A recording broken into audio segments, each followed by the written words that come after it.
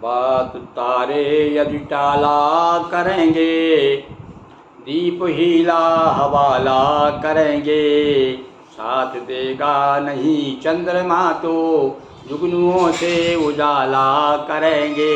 लीजिए नर्मदा का मन से जुगनुओं से उजाला मुक्तक संग्रह से कुछ जुगनू आपके सामने फिर प्रस्तुत कर रहा हूँ। और आज आपके सामने 12वां पृष्ठ इस कृति का। इसमें कुल जो है लगभग 75 पृष्ठ हैं, मतलब ये 75 दिन, मतलब 2 महीने से अधिक आपको ये सुनाए जाएंगे। आज आपको 12वां पृष्ठ, यानी 12 दिन हो गए सुनाते हुए मुझे। यार 12वां पृष्ठ सुनिए आप, देखें कौन के हिस्से में कौन सा पृष्ठ आ रहा है। कब आप खोलते हैं हमारा गिरिमोहन गुरु चैनल यूट्यूब पर, और आपके हिस्से में कौन सा पृष्ठ आता है, और निश्चित रूप से आप बताइएगा कि फलाना पृष्ठ। आगाम और भी अन्य पृष्ठ आप चाहेंगे तो बार बार टच करके ढूंढ लेंगे और सुनेंगे। सुनिए आप, अब सुनिए आप, ये देखिए बार बार इस बात को मैं ही नहीं और सारे विद्वत और जिन्होंने कहना चाहिए इस जीवन के मर्म को समझा है और इस बात को जरूर मेरा समर्थन करेंगे।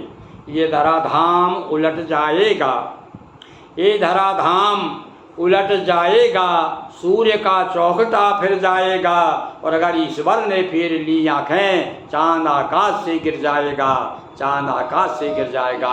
और हमारे यहाँ तो कल्पना की गई है कि जब जब होए धर्म की हानि, बाढ़ें अदम असुर अभिमानी, तब तब धय पर मनुष्य शरीरा, उलट पलट कर देते हैं सारे संसार में जितने भी दैन्य दीनता और भ्रष्टाचार, अनाचार, अत्याचार, पापाचार, सब पर भगवान आकर के विचार करते हैं और उसको छार छार कर देते हैं।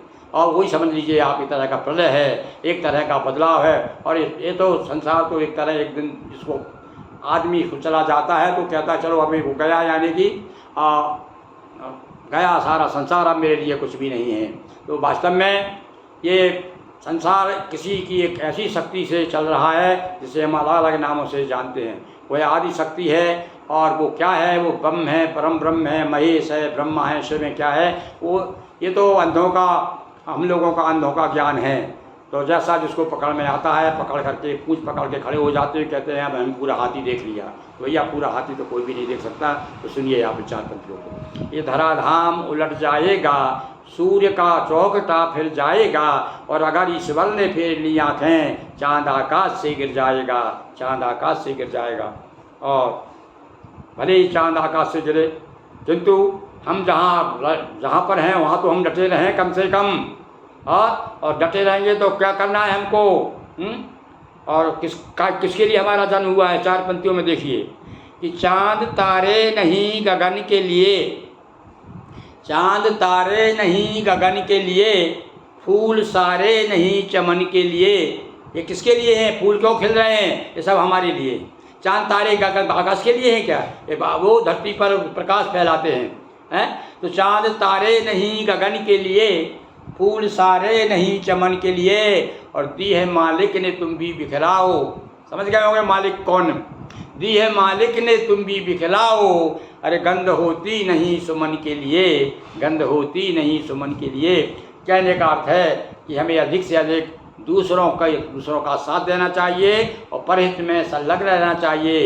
इसलिए कहा भैया सबसे बड़ा पाप और सबसे बड़ा पुण्य क्या है, बोले परहित सरिस धर्म नहीं भाई। इसी बात को कभी अपने अपने शब्दों में अलग अलग ढंग से कहेंगे। तो यही बात मैंने कहा है कि फिर से इन पंक्तियों को सुनिए। और कुछ पंक्तियाँ मुझे बहुत प्रिय लगती है, इसलिए बार बार सुनाने का मन होता है।